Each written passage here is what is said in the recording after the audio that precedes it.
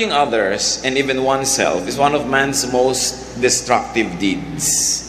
Isa sa mga pinakamalakas makasira sa kapwa at sa sarili, yung manghusga. Ang nakakalungkot po, kuminsan, mas nagiging relihiyoso ang isang tao, mas nagiging judgmental. Kaya kuminsan, yung reklamo ng iba mga kamag-anak natin na pagka masyado kang nagba-Bible study, naboborn again ka, at kung ano-ano, humihirap kang makasama, nagiging totoo. Kaya dapat bantayan. Ang pag-aaral natin ngayon, pinamagatan natin, how not to judge. Dear God, thank you that you don't judge us, that you save us, that you care for us and you love us. Teach us to be like you. And Father, we pray that you might be our speaker right now. Ilapit niyo po ang inyong puso sa amin, Panginoon, at nais namin kayong maramdaman, nais namin kayong, Panginoong, maunawaan, at nais namin kayong sundin. Enable us to understand you. Release us from bondage to ignorance and darkness of mind. Set us free. Speak to us, empower us, heal us. At nawa sa aming pakikinig ng iyong mga katuruan, kayo lang ang maging tagapagsalita. May you be the voice, the teacher, Lord, the preacher. Use your servant only as your instrument, and may you do your will, accomplish your purpose for us, and may we bask in your glory and in your love, and may we be healed and empowered by you. Teach us, Lord. Protect us from ignorance. Protect us from lies and falsehood. Protect us even from evil men and evil spirits. We would like to be peaceful before you, O God. Take away our concerns, strengthen our bodies, sharpen our minds. And may you also bless our loved ones who are not beside us right now. May you bless each one wherever they are. Lord, we thank you. We honor you, asking you to sit on your throne of power, to dispense wisdom and blessings to your people. In the name of Jesus, your Son, we pray. How not to judge. It's very important to study Jesus on judging. Ano po ba ang point ng Panginoon? Ano yung kanyang stand, mga katuruan at examples on judging? Unang-una, siya ang nagpaulit-ulit magsabi, do not judge. Huwag kang manghuhusga ng kapwa-tao. Luke 6:37, do not judge and you will not be judged. Do not condemn and you will not be condemned. Napakahalagang katuruan na unang-una, it benefits people around us when we do not judge, but very clearly, the Lord also emphasized that we also benefit. Sabi, huwag kang manghusga para hindi ka mahusgahan, huwag kang mangkondena para hindi ka rin makondena. This was a very revolutionary teaching. Kakaiba. If you think that Jesus was conservative, think again. Napakarami niyang katuruan na sumasalungat o kaya challenge doon sa status quo, doon sa kalakaran ng kanyang panahon. Sa panahon ng Panginoong Jesus, Israel was governed by laws. Laws of men and by the law of Moses, the traditions of their people. And because of that, halos meron silang batas kung paano maghugas ng kamay, kung paano kumain, anong pwedeng kainin, anong hindi, kailan dapat na pati ang mag-asawa ay magsiping at hindi. Lahat may regulasyon. At pag maraming ganung mga regulasyon, naturally, you would label everything as right or wrong. Kaya ang mga Israelites sa panahon ng Panginoon were obsessed with labeling everything as right or wrong because they were steeped in tradition. They were raised with so many laws to memorize, so many customs and traditions to observe. How could you not judge when you yourselves are surrounded by so much legal, moral, social, and customary traditions? What does it mean not to judge? Paano ginagawa yon? Tayo man, naging tendency na natin maging judgmental. Kaya nga sabi natin, mas nagiging relihiyoso, mas lalong nagiging judgmental kung minsan ang tao pag hindi nag-ingat. How to judge means not measuring by your own standards of right and wrong. Siyempre may standard ka what is right and wrong, but you don't always use your standards in measuring people around you.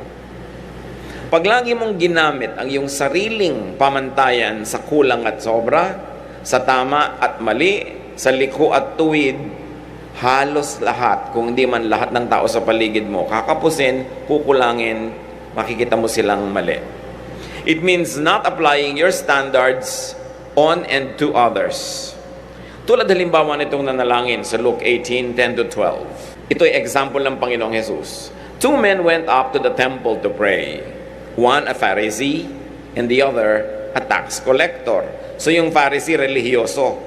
Yung tax collector, commonly recognized and known as sinful. The Pharisee stood up and prayed about himself. God, I thank you that I am not like other men, robbers, evildoers, adulterers, or even like this tax collector. I fast twice a week and give a tenth of all I get. Ngayon, ibinigay ito ng example ng Panginoon, not as a positive example, but as an example not to follow, a prayer not to pray. At ang kanyang panalangin, mabuti na lamang, Lord, at hindi ako tulad ng iba dyan, mga magnanakaw, mga masasama, mga ngalon niya, o katulad na lang ng katabi ko na to na tax collector. 2 beses ako nag-aayuno sa isang linggo at talagang kompletong-kompleto ako mag-tithe. Ba't ganun ang kanyang panalangin? It was a very judgmental prayer. Hindi na lang siya nagpasalamat kung ano siya, kinumpara pa niya yung sarili niya sa iba. At siyempre, sa kanyang comparison, siya yung bida. Siya yung panalo, siya yung tama. That is judgmentalism. Iba yung maging righteous at iba yung maging self-righteous. Maging tama ka na lang at matuwid nang hindi mo kinukumpara ang sarili mo sa iba at pinapababa mo sila at pinapataas mo ang iyong sarili. So in effect, the Lord gave this as a negative example. Justifying oneself and judging others by the same standards that you measure with yourself.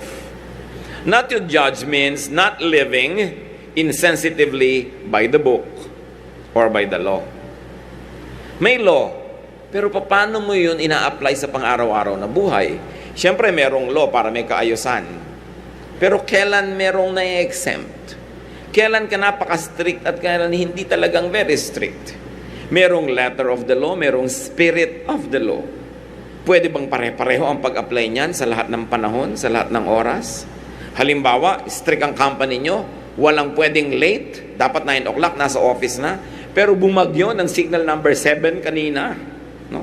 May late ng 5 minutes, galit na galit ka dahil late is late is late. How do you apply the law? You become judgmental when you don't respect persons in judging. When you don't respect people's contexts and backgrounds and situations. Halimbawa, napakalinaw sa utos ni Moses, ang babaeng nangangalo niya ay kailangang batuhin hanggang mamatay. May nahuli nung panahon ng Panginoong Yesus at dinala sa harapan niya yung babae. Sinubukan siya, anong gagawin namin sa babaeng ito? Ito yung lose situation eh. Pag sinabi ni Lord na batuhin, sabi, hindi ka pala mabait, turo ka pa ng turo ng kabaitan, pinababato mo rin, pareho ka lang namin. Pag hindi naman sinabi niya, huwag batuhin, lawbreaker ka, hindi mo sinusunod si Moses. Wala kang kakasidlan. Kaya ang sinabi ng Panginoon sa kanila, John 8:47, Teacher, sabi, this woman was caught in the act of adultery. In the law, Moses commanded us to stone such women. Now, what do you say? He said to them, if any one of you is without sin, let him be the first to throw a stone at her. So, hindi niya pinigil yung pagbato. Sabi niya, sige, batuhin. Ang mauna na lang yung walang kasalanan. Knowing na lahat ng tao may kasalanan, ang babae, hindi nabato. Pag sinabi mong hindi ka judgmental, it could also mean breaking the fundamental, literal interpretation and application of existing laws. Kasi merong fundamental application merong literal, meron naman symbolic application. Saan ka mag-a-apply dyan? At yun talaga ang accusation ng mga tao sa Panginoon na hindi niya sinusunod ang batas, na lawbreaker siya. Sa diet, meron sila mga hindi dapat kainin, na-offend siya, ang Panginoon ay kain ng kain. Natatakawan pa nga sila sa kanya. Ang tawag sa kanya, glutton and drunkard. Marami silang mga batas tungkol sa paghuhugas ng kamay. Naobserbahan nila, yung mga alagad ng Panginoon, kumakain lang hindi naghugas ng kamay, na-criticize. They had traditions about segregation. Segregation of women and men. Kaya hindi pwedeng ang babae turuan ng isang teacher. Kaya si Mary, who was seated at the feet of the Lord, na-criticize ang kapatid na si Martha, who was in the kitchen. But sabi ni Lord, well, Mary will stay here. She likes to be here. Marami siyang kumbaga na nakaugali ang sundin nung bayan na yon na binuwag niya para magpalaya ng mga tao. Pagka hindi mo sinusunod yung mga kaugalian na yun, you will be judged as evil, as wrong. Sa Matthew 18:21-22, then Peter came to Jesus and asked, Lord, how many times shall I forgive my brother when he sins against me? Up to 7 times? Akala ngayon di Peter, bida na siya kasi 3 times lang ang hinihingi ng law to forgive. Dinoble niya, dinagdagan pa ng isa, 7. Kaya parang, wow, ang galing ko na. Sabi niya, 7 times po ba, Lord, ako magpapatawad? Jesus answered in verse 22, I tell you not 7 times, but 77 times. In other words, walang katapusan. Symbolic na ngayon yung 7, hindi literal na 7. So this is not by the book. Lumalabas ang Panginoon dun sa kaugalian, nakasanayan at karaniwan na pagbasa at pag-apply ng kanilang mga batas. To be non-judgmental is being above and even beyond the law. Sa Mark 2:27, and he said to them, the Sabbath was made for man, not man for the Sabbath. Sa atin, hindi masyadong malaking issue yan eh. Ibalik nyo ang panahon. Isa sa 10 commandments yung Sabbath. Huwag kang magtatrabaho pag Sabbath. Ang mga Israelites hindi nagluluto pag Sabbath. Hindi naguhugas ng platong kinainan nila pag Sabbath. Wala silang pinagagagawa. Dahan-dahan kumilos. Pagkatapos na-observe ng mga tao at lalo ng mga critics, ang Panginoon, gumagawa pa ng mga kagilagilalas na himala pag Sabbath. Na-criticize siya. Sabi niya, well, ang Sabbath ginawa yan para sa tao, hindi yung tao ang ginawa para sumunod sa Sabbath. In other words, the Lord was saying, kaya nga pinauso ng Diyos ang Sabbath para makapagpahinga ang mga tao. Dahil ikabubuti nila magpahinga. Pero kung ikabubuti nilang may gawin dahil para sila mag-survive o gumaling na sila, mapaghimalaan na sila, gawin na. Yung kabaligtaran, yung paggawa ang nakabuti, hindi yung pahinga. So sinasabi niya, yung ikabubuti, ang point natin dito, hindi yung literal and legal pahinga. That's when you transcend the spirit of the law, the letter of the law, to go to the spirit of the law. The letter says, don't work. But the spirit of the law says, don't work so that you may be rested and it will be good for you. But if it's not good for you to rest, nasasakal ka na, hindi ka makahinga dahil nakabiting ka, hindi ka pa magtatrabaho para makawala ka sa pagkakabitin mo, hindi nakabuti sa'yo yung rest. In other words, kung ano yung makakabuti, pambungad lang yung pahinga, pero kung yung kabaligtaran na ng makakabuti, gawin ang kabaligtaran. Pero dahil nga masyadong naging legalista ang pag-iisip ng mga Israelites, kahit ngayon paggawa ng mabuti, mga himala ng Diyos na nagpagaling sa Sabat, minamasama na nila. Nagiging judgmental tuloy sila. At itong sinasabi natin mga kapatid, na habang nagiging relihiyoso ang tao, ang tendency mas maging judgmental. Pero ang Panginoon, tinuruan niya yung mga tao sa paligid niya nung panahon niya na maging sensitibo ka sa pangangailangan sa oras, sa sitwasyon. Sapagkat yun, nagdadagdag din sa pagkatama o pagkamali ng isang bagay. Halimbawa, nasasamaan ka at nasasaguan ka sa isang babaeng hubot-hubad na lumabas ng bahay niya. Paano ko nasusunog pala yung bahay niya at wala na siyang panahong magbihis dahil naliligo siya nung nagkasunog? Masama pa ba yun na lumabas siya? So may konteksto, may kanya-kanya tayong katotohanan. Ang mga katotohanan natin, kuminsan, binubuo ng ating kalagayan, ng ating pag-iisip, ng ating pangangailangan. Kaya iba-iba ng katotohanan ng bawat tao. Halimbawa, pareho kayo ng asawa mo nakatingin sa buwan. Pinipilit mo na ganito yung korte ng buwan. Pero siya kahit a few feet away lang from you, iba na ang tingin niya sa buwan, iba yung angle. Hindi mo pwedeng i-impose sa kanya yung paningin mo dahil yun ang nakikita niya, mag-aaway kayo. Yun ang buwan sa kanya eh. At hindi lang buwan ang pinag-uusapan, maraming bagay. Di ba? Kaya ang tao dapat hindi sobrang legalista.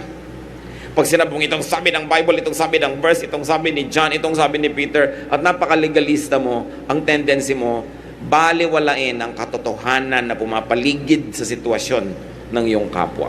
Maging insensitive ka and to the point that you become unkind. Halimbawa, si John, dapat ba naman i-baptize ni John the Baptist si Jesus? Si Jesus nga yung anak ng Diyos. John 3:13-15. Then Jesus came from Galilee to the Jordan to be baptized by John. But John tried to deter him, saying, I need to be baptized by you, and do you come to me? Jesus replied, "Let it be so now. It is proper for us to do this to fulfill all righteousness." Then John consented. Dito hindi naman law yung binrek, just propriety. Kagandahang asal, kaayusan. Sabi ni John, hindi bagay na ako magbaptize sa inyo. Ako nga ang dapat magpabaptize. Sabi ni Lord, hayaan mo na yon, gawin na lang natin, sundin natin ang kaayusan. In other words, pwede mong i-judge si Lord nun, mali ang ginawa niya, siya ang Son of God, ba't siya nagpabaptize? Pwede mong i-judge si John, ang yabang naman niya, ang kapal niya, tao lang siya, binaptize siya ang Son of God. Pwede mong sabihin yun, di ba? Pero nakita niyo na magitan na usapan, may konteksto kasi. Hindi pwedeng ganito lang yun, pipilit mo na ganun dahil merong kalagayan na dapat isaalang-alang. Pag naisip natin na parang lawbreaker, parang above the law yung kindness, you must consider that whenever we say law here, it is personal moral, not legal law. Anong sinasabi natin na huwag mong i-impose ang tama at mali sa iyo sa iba? Yun lang personal morality. Hindi yung legal. Yung legal na no parking talaga yun. Yung legal na pay your taxes, pay talaga yun. Hindi talagang i-impose sa lahat ng tao yun. Ang pinag-uusapan natin mga kapatid, yung personal moral law. Halimbawa, sinasabi mo, "Aba, dapat namang biyanan ko. Nandyan na nga ako eh. Dapat umalis-alis na siya doon sa silyang maganda dahil bahay ko naman to." Personal morality mo na yon, di ba? Hindi mo na pwedeng i-impose lagi sa iba yon. Kasi personal na pananaw mo na yon kung anong tama at mali. At lahat tayo, merong legal law na tama at mali that all of us have to obey para may kaayusan ng sibilisasyon. Pero meron tayong mga personal moralities. Kung nyo sasabihin, may isa lang na morality. Kahit sa Bible nakita nyo, yung mga pinaggagawa ng Panginoon might be considered against the legal law of the land or against the moral law of the land. Pero sabi niya, Sabbath was made for man, not man for the Sabbath. Binigyan niya ng kind application yung legality na yon at hindi siya dapat i-judge. Jesus continued and taught observance of legal law. Huwag tayong malilito dyan.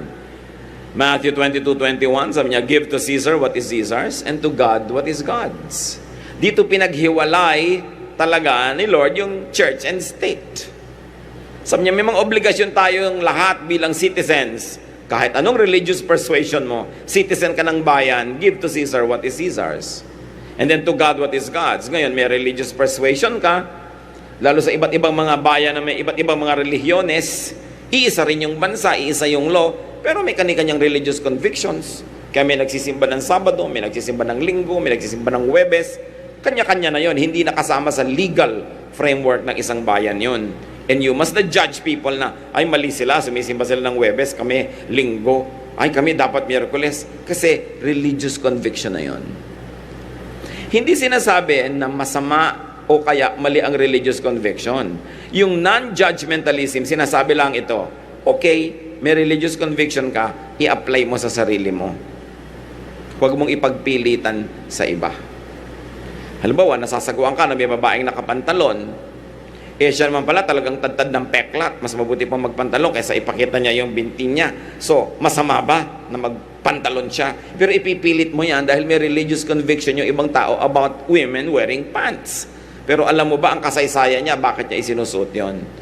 Kaya maganda na meron kang religious conviction, but keep it to yourself. Kaya kung minsan tayo nakakamuhian ng marami nating kamag-anak, no? Natuto ka na, ay masama ang mga rebultos, biglang minamartilyo mo yung groto ng nanay mo, hindi naman sa'yo. Di kung, huwag kang maglagay ng groto mo kung ayaw mo, yung groto ng iba, huwag mong pakialaman kasi hindi sa'yo yon. Yun yung sinasabi natin, ini-impose mo na yung religious morality mo sa iba. Huwag mong gayahin si Gideon, dahil si Gideon, inutusan talaga ng Diyos directly na gawin yon. Hindi naman ikaw si Gideon. Napaka-importante na yung ganung mga pananaw pang sarili. Kaya kung minsan hindi magkasundo ang maraming magbiyanan dahil dyan. Kasi magkaiba sila ng pananaw kung gaano kaasim dapat ang sinigang. At yun, pag-aawayan yun. Di ba? Gaano kadalas dapat palitan ng bed sheets? Once a week or twice a week? Pinagkakagalitan. Personal morality mo na yun. Hindi talaga yun to die for or to kill for. Kaya kung mas kikita natin ng mga kapatid kung saan natin i-apply yung don't judge, mas tatahimik ang mundo. Mas tatahimik ang ating buhay. observing legal or civil law, but not imposing on others one's personal moral standards. That could be one of the meanings of non-judgmentalism.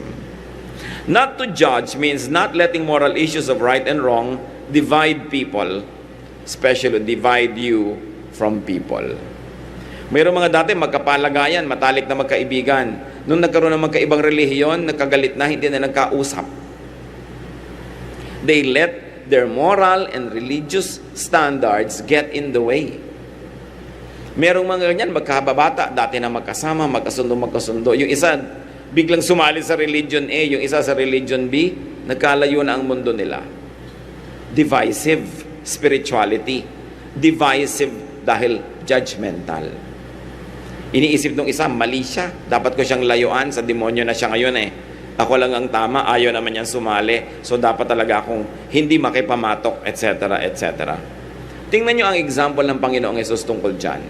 Siya ay nakihalubilo, nakipagpalagayang loob pa nga sa mga tao na hindi man lang pakikisamahan ng mga relihiyoso. Luke 7:34, the Son of Man came eating and drinking, and you say he is a glutton and a drunkard, a friend of tax collectors and sinners. If Jesus, our Lord, could be a friend of sinners, can you not be a friend to your aunt who has another religious persuasion? Pareho lang naman kayo naghahanap sa Diyos, nagkaiba lang kayo ng landas na tinahak, nagkaiba kayo ng pamamaraan, at syempre dahil judgmental kayo pareho, iniisip nyo yung isa mali, kayo lang yung tama. Pero kung ang Panginoong Hesus ay nakikipagkaibigan sa mga talagang talamak na makasalanan, kung matatawag sa lipunan, maano naman makipagkaibigan ka sa tao na iba ang relihiyon? Hindi naman siguro talamak na kasamaan yung pagiging relihiyoso niya. Magkaiba lang kayo kuminsan na interpretasyon na isang verse. Nagkaiba lang nung talagang ikaw ay binaptize, pinakalubog-lubog ka hanggang kaila-ilaliman ng dagat, at siya naman talagang winisikan lang, tubig pa rin yun. No? Napakaliit na pagkakaiba na yun, pero siyempre mamalakihin yan ng mga judgmental. Mamalakihin nila yan. Kaya sabi ni Lord, you strain out a gnat, but swallow a camel. Yan ang sabi niya sa mga religious leaders of his time. Hindi nyo malulon-lulon yung kaprasong insekto, pero buong-buo nyong nalululon ang kamelyo. In other words, yung maliit lang yan. Yung malaki, hindi yan magkapareho. Huwag nyong malakihin yung maliit. At yan ang problema sa mga nagiging sobrang religious, minamalaki, kaliit-liitan, laging humahanap ng ipang-aangat over the others. Tayo, ang practice natin ganito, mas tama tayo kaysa sa iba. Tayo ganito, laging tayo ang bida. That's not the way of Jesus. The religious were, and up to now, the religious tend to be separatists. The Lord was never a separatist. Hindi dapat ipagmalaki ang pagiging separatist, kasi hindi separatist si Lord. Lahat welcome, bata, matanda, babae, lalaki, may sakit, pati patay, hinihipo niya. At hindi rin siya nakiseparate sa mga Pharisees at saka sa mga scribes. Si Nicodemus, who was a temple ruler, si Jairus, who was a temple official, nakipagkaibigan ng Panginoon dyan. Wala siyang pinili. Kasi hindi siya judgmental. Jesus taught and exemplified unconditional, non-judgmental acceptance and fellowship with people, especially outcasts. It is a very highly evolved theology. Sobrang advanced na theology yan, natanggapin mo, mahalin mo, kahit yung iba yung pananalig at iba yung pananaw. Mark 2:16, when the teachers of the law who were Pharisees saw him eating with the sinners and tax collectors, they asked his disciples, why does he eat with tax collectors and sinners? Bakit yung amo ninyo nakikihapag, nakikikain, nakikisalamuha sa mga masasamang tao? Why? Because Jesus did not judge those people as bad or good. He was just there to deal with them, to love them, to accept them, and to heal them. Jesus didn't classify people as these are the right and the wrong groups.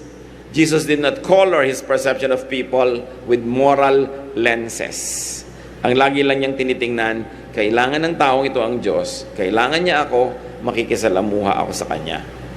Now, brothers and sisters, non-judging also means not judging oneself. Akala ba natin, laging iba lang ang ginajudge natin? Ang totoo, napakadalas at mas madalas pa, sarili natin ang hinuhusgahan natin. Sinusukat at lagi na lang nating nakikitang kulang. Pag nakakita ka ng magandang modelo sa magazine, susukatin mo agad ang sarili mo against the model. Talo ka na doon. Kasi siyempre, minika pa ng tambak-tambak yun at inilawan bago ko na ng litrato. Paano ka mananalo? Tsaka pinili na talaga to begin with, no? Inihanda sa pictorial. Pagka nakikita natin yung mga tao, ay, mas magandang bahay niya kaysa sa amin. Kaya pagka bisita ka na isang tao, pasensya na kayo, maliit lang ang bahay namin. Kino-compare kasi sa bahay ng iba. We're always judging ourselves. Lagi na lang tayong kulang. Mas malaki ang sweldo ng isa, mas malaki ang bahay, mas maganda ang asawa, mas matatalino ang mga anak, mas malaki ang sweldo. Hindi natin napapansin yan. So we've got to stop moralizing everything by our personal standards. We've got to stop being obsessed with issues of right and wrong, kulang o sobra, with being judgmental to our own selves. Ang dami ngayon, mga kapatid, na mental illnesses ng mga tao. Maraming psychological sicknesses, imbalances, and one of the greatest sources of that is self-judgment and judgmentalism. Yung lagi mong sinusukat ang iba, laging either kulang ka o sila ang kulang, it creates a terrible illness inside the mind. Kaya ang Panginoon ang tinuturo niya sa mga tao, tanggapin niyo ang inyong kapwa, makilahok kayo, makipag-ibigan kayo sa kanila, patawarin ninyo, magmahalan kayo, kasi yun ang sagot sa napakarami nating mga sakit. Hindi natin nasusuri na sa sobrang pagkalaso na ng puso at isip natin sa judgmentalism, nagkakaroon tayo ng iba't ibang uri ng sakit ng utak. Kung isang kailangan pa ng professional help, kailangan mo ng therapy, kasi depressed ka na, hindi ka na makatulog, sari-sari na ang mga na-i-imagine at nakikita mo sa buhay. Paano araw-araw tinatambakan natin yung isip natin at puso ng judgment?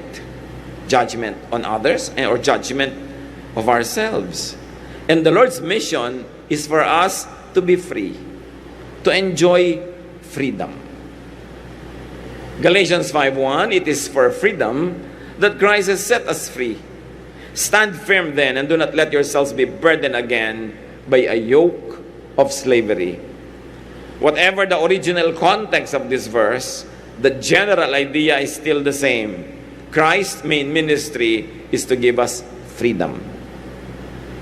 Freedom from sin, freedom from the punishment of sin, at marami pang ibang freedoms, like freedom from judgmentalism.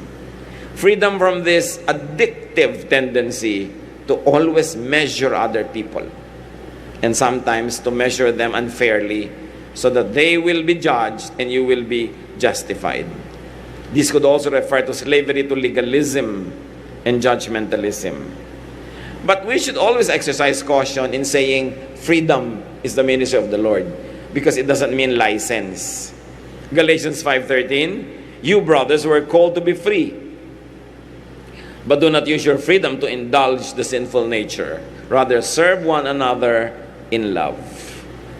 So we don't obsess ourselves with issues of right and wrong and implement it on other people, but you may implement it on yourself.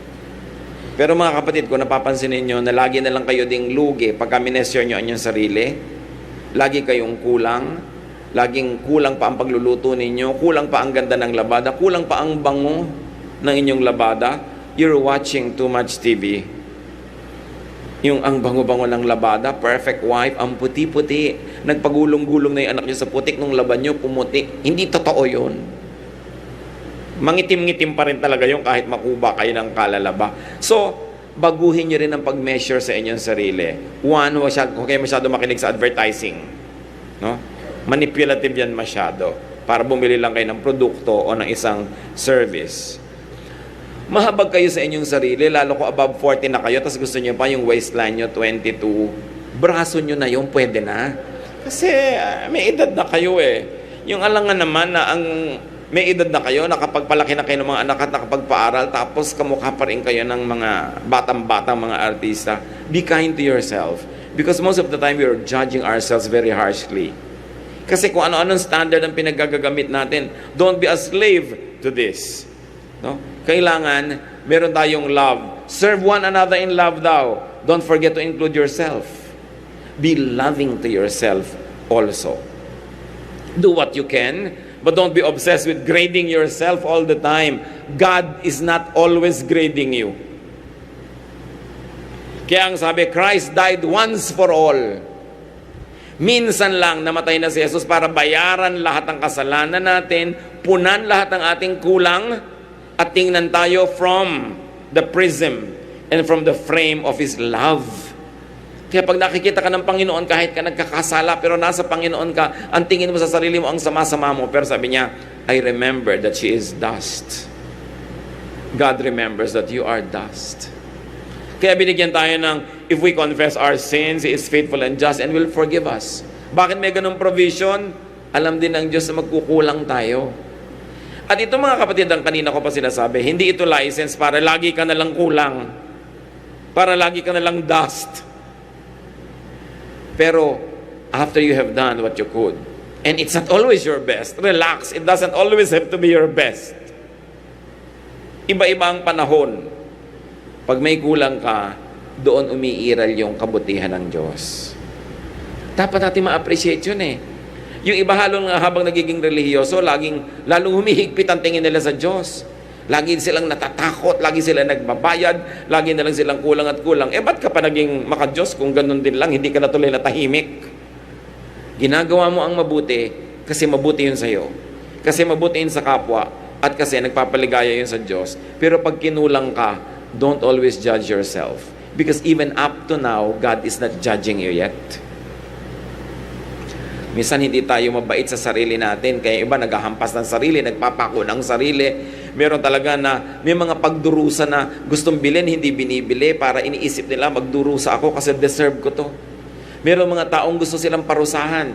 Gusto lang yung may taong kumakawawa sa kanila, umaapi para ang tingin nila, nakakabayad-bayad ako sa aking mga kasalanan. Hindi ganun ang Diyos. Binayaran na ni Jesus lahat.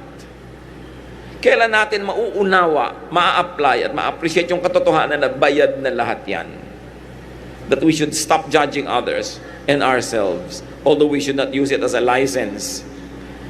Do what you can and let the Lord take care of the rest. Appreciate God's grace and kindness para sa iyong sarili at para rin sa iba. Hindi pwedeng lagi yung husband mo best. May mga bad days din yan eh. May mga moments siya na tinatamad, may moments siya na mahina ang katawan, maiksi ang pasensya. Pag may mga mahal tayo sa buhay na naninimangot, kung sumagot, walang gana, huwag mo nang piniting, sumagot ka, bakit ka walang gana? Hanggang mag-aaway tuloy kayo. Pag walang gana, iwan nyo muna, hayaan nyo, magkakagana din yan. But don't judge. Minsan ayaw kang kausapin, inis mo, ayaw mo na sa akin, kasi ganito lang ako, then you judge yourself. Mood lang niya yun. Kaka-recover din yan. This is one of the things we really have to learn, brothers and sisters, to relax. Why? Why can we relax? Because God is in control. May Diyos eh. Hindi mo ma-solve, hayaan mo lang muna. It will settle itself. Parang isang bagay na hindi mo makita, tigilan mong hanapin, biglang lumalabas.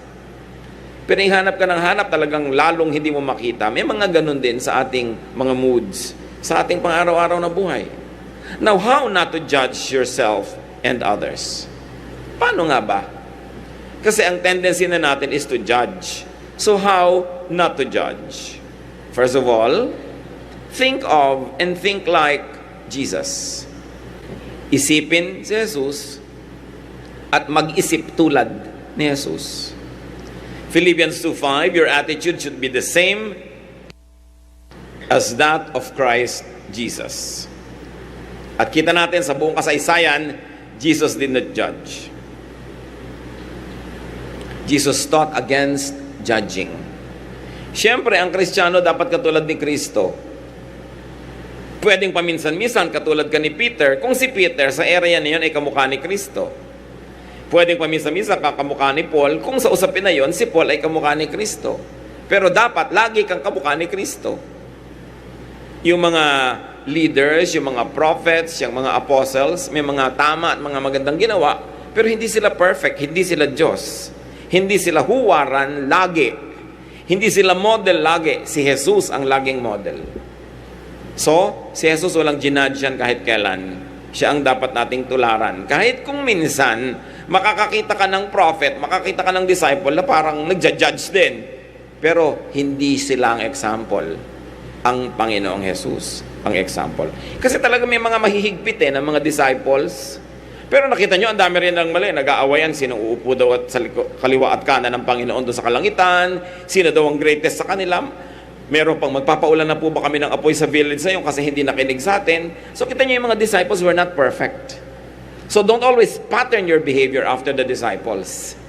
The safest model, of course, is the Lord Jesus Christ.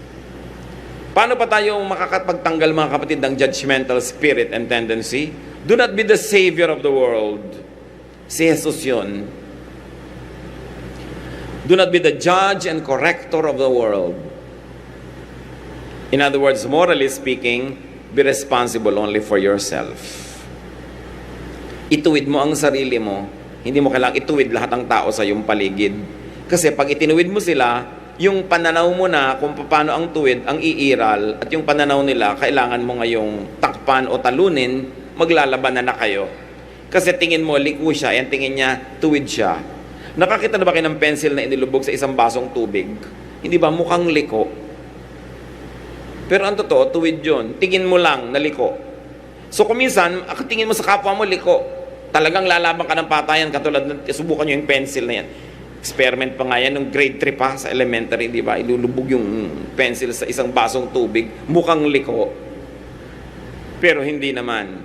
Madalas ganun ang tingin nyo sa inyong asawa, sa inyong anak, sa inyong biyanan, sa inyong manugang, liko. Madalas ganyan ang tingin ng mga empleyado sa kanilang manager o ng manager sa empleyado, liko. Pero yung pala, yun lang ang tingin niya, pero hindi talaga. May kanya-kanya tayong pananaw. May kanya-kanyang pinanggagalingan. So morally, be responsible only for yourself. Do not make it your mission to correct everybody. Many Christians burn with their spiritual fervor that they really consume everyone near them. Dapat marunong ka rin mag-temper, mag-control ng burning mo. At yung on fire with the Lord, nasunog na tuloy lahat ng katabi mo. 2 Corinthians 5:10, for we must all appear before the judgment seat of Christ, that each one may receive what is due him for the things done while in the body. So haharap ka mag-isa. Hindi mo papanagutan yung iba. Hindi mo yung responsibility. Ang pananagutan mo lang, maging magandang halimbawa, magturo ka whenever you can, lalo kung pinagtuturo ka naman, pero kung ayaw makinig, shut up. Hindi naman nadadala yan sa pilitan. So check your Messiah complex. May mga ganyan may Messiah complex. Nung naniwala sa herbs, lahat ng kamag-anak pinipilit pa inumin ng herbs. Dahil naniwala na siya doon sa herbs. Nung maniwala siya sa isang mahiwagang bato, lahat ng tao gusto niya talagang sabitan ng mahiwagang bato. Kaya nung maniwala ka kay Mang Kepweng, lahat ng tao gusto mo pumunta kay Mang Kepweng. Nung naniwala ka ngayon sa ganung relihiyon, lahat na gusto mong dalhin doon, lahat mali pagka hindi mo kasama. Yun yung Messiah complex, tagapagligtas ka ng buong daigdig. Nobody likes a Messiah. Pag lagi mong ini-impose ang sarili mo, lagi mong pinipilit, naranasan nyo na ba yan na meron talagang, lalo kung nanay mo yon, biglang may diet na nakatuwaan, no? Kakainin lang talaga, pechay, araw-araw. Buong pamilya nagdusa. Di ikaw lang ang kumain ng pechay, gusto mo pala gusto ng iba. So, dahil naniwala ka doon, kailangan lahat maniwala. Yun yung Messiah complex. Of course, nanggagaling naman yan sa genuine love, di ba? Mahal din natin, kaya gusto natin na isali doon sa sinalihan natin. Pero ano naman ang katiyakan mong tama ka nga? Ano naman ang katiyakan mong ikaw nga yung best? There will always be competing ideas. So present yourself and your case clearly, convincingly, but give freedom to everybody else. Kung ano ang stand nila tungkol doon. At huwag kayong makikipagkasira pag ayaw nilang sumama sa inyo, sa sinalihan ninyo. Dahil may kani-kanyang kalooban ng tao. It is judgmentalism that pushes us to impose our will on others. Share, teach, exemplify like Jesus, but do not judge. Of course, non-judgment can only happen if you are not dogmatic. If you are not self-righteous, and if you are not obsessed with the one-point truth, your truth. Diniscusan natin nun sa isang mensahe that the truth is not always just a point. Sometimes it is a series of points. Sometimes there are 2 points and all the points in between. Kahit sa Bible, makakakita kayo ng ganon. Verses na parang nagko-contradict. Sabi ng isang verse A, sabi ng isang verse B. Paglalabanin mo, no. Take both as biblical, and every point between A and B is also biblical. Hindi mo kailangan pag-awayin yon.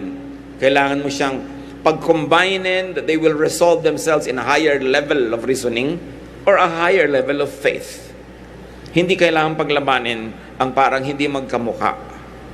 They could be two faces of the same coin.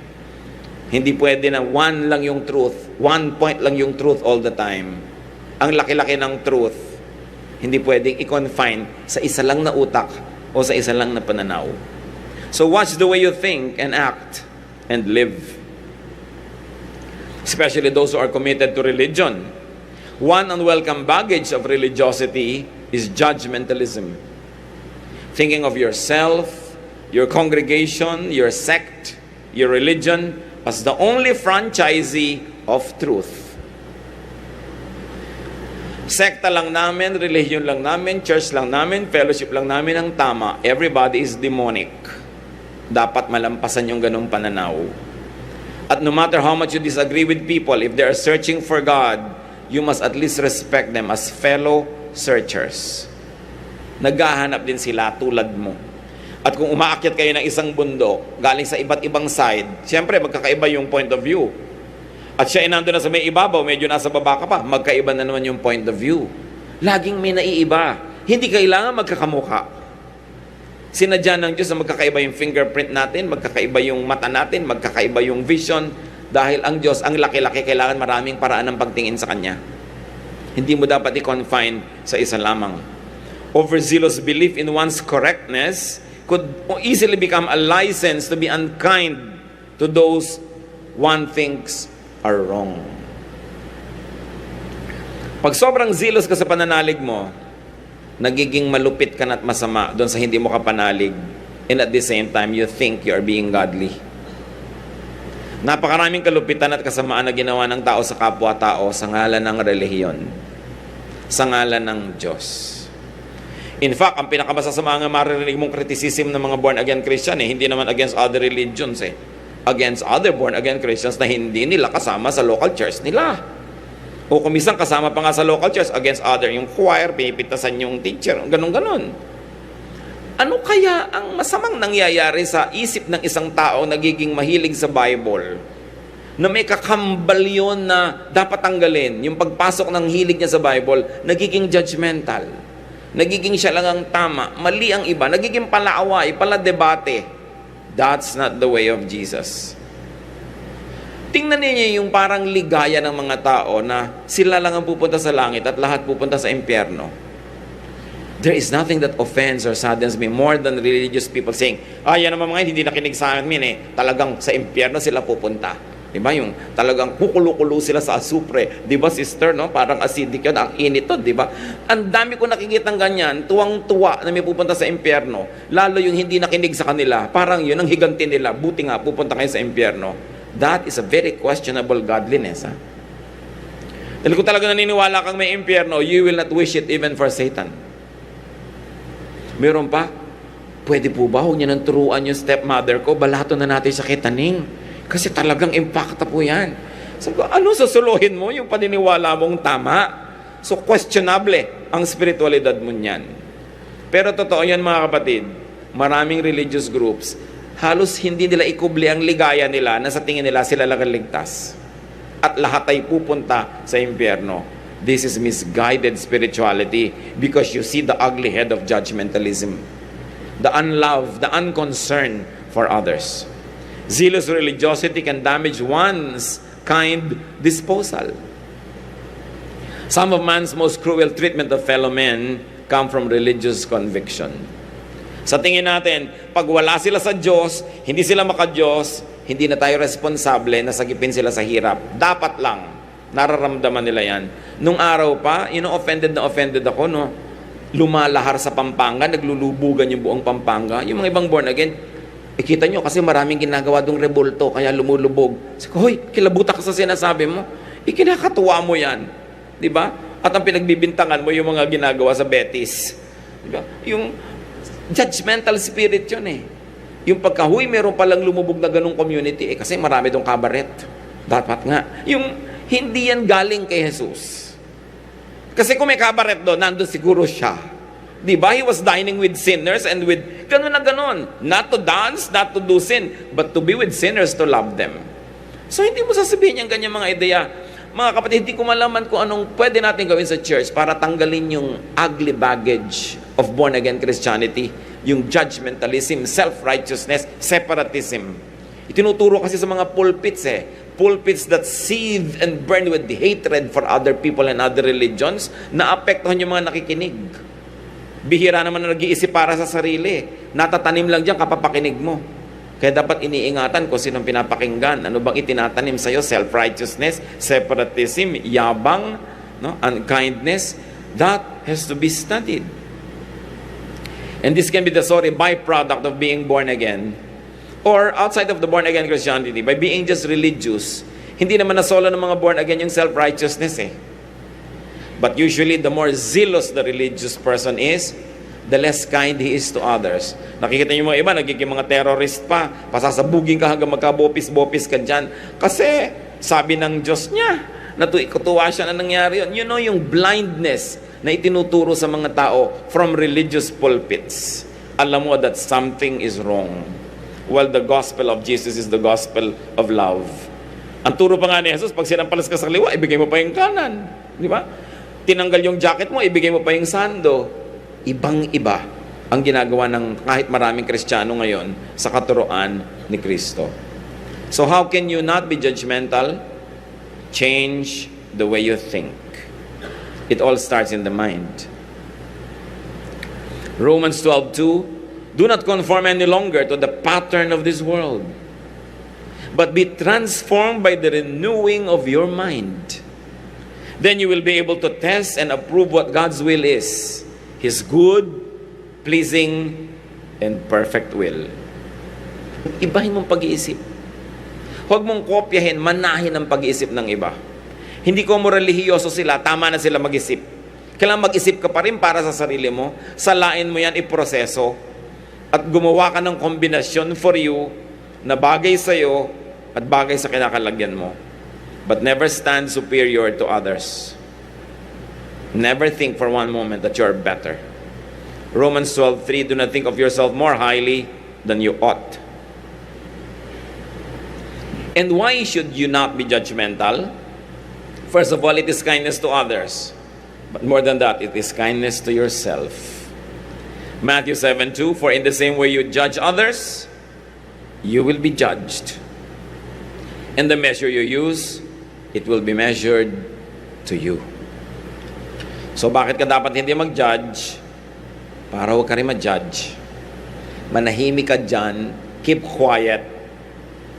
Sarilinin mo ang moralidad mo, huwag mong i-impose sa iba. Kaya kumisan mahirap may kasamang relihiyoso Ayaw niyang kumain ng baboy. Halimbawa, may gano'n siyang ganong conviction. Pinipigil niya nagkakain na ng baboy. Ang tagal-tagal kang hinanda para lutuin. No? Yung, ayaw mo, di wag kang kumain. Gusto nilang kumain. It's their business. Now, if you are loving, persuasive, kind, and clear in your communication, perhaps they'll change their minds. But you cannot tell them what to do and what not to do unless it's coming from within their minds. So, una, yung mind din nila ang yung kausapin ng mind mo. Pero huwag mong ipilit yung sayo. Judging is a very dangerous and destructive profession or vocation or inclination. Why? Because judging makes one blind and heartless. Tulad ng estatwa ni Lady Justice.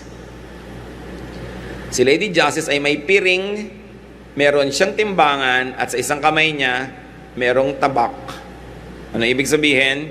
Walang kinikilala, kaya may takip ang mata. Just But you know that justice means you punish the wrongdoer, kaya may tabak. Bali wala yung justice pag walang parusa. Ang sabi ni Lord, don't judge. Now, hindi yung mga judges ngayon sa hukuman na ang pinag-uusapan natin, ha? Yung sa personal morality, hindi yung sa legal. Kasi by the book yung legal eh. No? Talagang legal yon, iba yon. Ang pinag-uusapan, personal morality.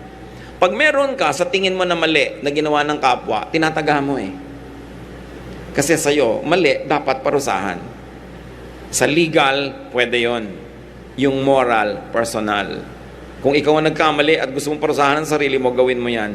Pero wala ka sa posisyon para magparusa sa iba na nagkakaroon ng personal, moral mistakes.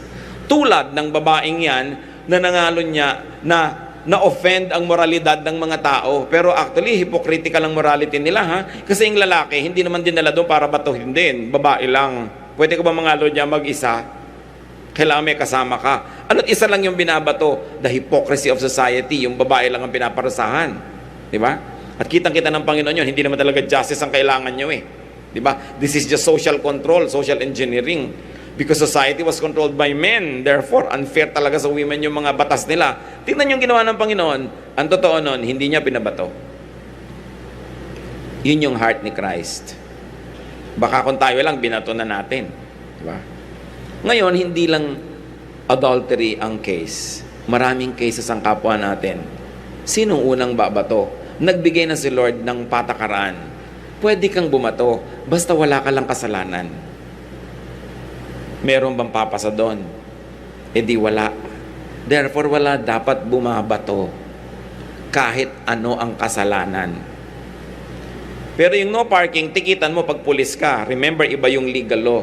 Iba yung personal morality. Meron pang mga, ay, ano ba naman yung babaeng yan? Nasa Saudi ang asawa, labas ng bahay. Kung ako, hindi ako lalabas. Ang sama talaga ng babaeng yan. Ginadjudge mo sa morality mo. Hindi mo alam kung kaya siya lumalabas. Nakikipag-psychiatrist na pala dahil nababaliw na pala siya sa lungkot. No? So, mabuti na lang lumabas siya. Anong malay mo sa kanyang kalagayan sa buhay? Yun yung sinasabi nating imposing your morality on others. So, you always say, to me. Yan ang madalas mawala sa atin, yung to me-ness. Yung kung ako lang ang nasa ganyang case, hindi ko gagawin. Pero hindi ikaw ang nasa case niya, kaya huwag kang makialam. Hindi ikaw, hindi mo alam. Marami tayong hindi alam sa buhay. The Lord Jesus taught and exemplified mercy, not even justice. Mercy. Mas superior kasi yung mercy kaysa sa justice. Remember, in the legal and social system, there must be justice. But in personal morality, we can be merciful. Ironically, though many teachings and actions of Paul could be read as judgmental, kasi talaga, I judge you, marami siyang ginaganyan, pero may sinabi pa rin siya sa 1 Corinthians 4:3. I care very little if I am judged by you or by any human court. Indeed, I do not judge even myself. Sabi niya, ako nga, hindi ko ginadjudge ang sarili ko. So, huwag din natin i-judge ang sarili natin. Relax. Just do what you can. Most of the time, do your best. When you are not in the mood to do your best, do good. Just don't intentionally do bad. Receive God's grace, God's forgiveness, God's infilling, and get on with life. Keep legal law in your mind and in public practice, but keep personal moral law to yourself. Except when you're teaching children. Yan lang isang exemption. Personal moral law can be taught your own children, especially in their own formative years. But, one word of caution in raising children, minimize right and wrong legacy to children. Do not pass on biases, self-righteousness, judgmentalism, racism, even sexism and regionalism, negative nationalism to children. So may anak, Kapampangan tayo. Ang mga Bisaya walang kwenta magluto. Huwag ka mag-aasawa ng Bisaya. Yung mga ganong klaseng mga pinapass on mo na biases, yung right and wrong, yung ayan, ganyan. Huwag ka makikipag-usap dyan, maitim ang gilagid. Huwag ka magtitiwala sa mga taong maitim ang gilagid. Yung mga ganyan na mga biases ng pamilya, huwag nyo nang isali sa mga anak nyo dyan para lumaki sila na mas open yung mind. Mas universal ang acceptance nila sa humanity. Hindi masyadong regionalistic. No? Hindi masyadong negative yung kanilang pananaw sa kapwa. Kailangan din, kung ikaw nagpapalaki ng bata, meron kang strong religious convictions, raise them in that conviction, but do not teach them to be judgmental of other religions. Kasi, pananagutan natin yung input natin sa utak ng bata. Pati mga biases natin, lumilipat sa kanila. Sabi ng Panginoon, sa maling pagturing at pagpapalaki sa mga bata, Luke 17:2, it would be better for him to be thrown into the sea with a millstone tied around his neck than for him to cause one of these little ones to sin. Siyempre, maraming kahulugan niyang sin ng mga bata tuloy, pero para turuan mo siya na maging sinful sa pag-iisip, maging judgmental, maging bias, malaking pananagutan. Romans 2:1, you therefore have no excuse, you who pass judgment on someone else. Matthew 7:1-3, let's repeat this, do not judge, or you too will be judged. For in the same way you judge others, you will be judged. And with the measure you use, it will be measured to you. Why do you look at the speck of sawdust in your brother's eye? Sabi, bakit ang dami mong pwedeng tingnan? Ang tinitingnan mo, yung puweng ng kapwa mo. Tumingin ka sa iba at unahin mong please ang sarili mong puweng. Mahilig kasi tayo tumitingin lagi sa mistake ng iba, sa error ng iba. Sabi ni Jesus, why do you look at the speck of sawdust in your brother's eye? Non-judgmentalism may not be accomplished in one big leap. Mahirap yan, habit na natin eh. But at least take small steps in that direction. Hindi madaling maunawaan why we should not be judgmental when we have been raised from childhood to be judgmental. Hindi madaling ma-absorb sa isip kung paano maging hindi judgmental kung bawat turo ng relihiyon ay tinuturo ka mang judge. Hindi pwedeng magawa in one sitting, pero sikapin natin every day, step by step, with the help of God, to be less and less judgmental. While we are watching our own morality, not using our freedom in Christ to be a license to be wrong, but giving it room, giving people room to be themselves. And if we cannot understand them, just allow them to be what they are. Hindi lang isa ang realidad, bawat isang tao merong kanyang reality. Kanya-kanya. Sa aircon lang sa kwarto, merong giniginaw, may naiinitan. Magkakaiba kayo ng reality. Hindi pwedeng i-impose yan on each other. So put yourself in other person's situation and mind and logic. Empathize, understand like Jesus.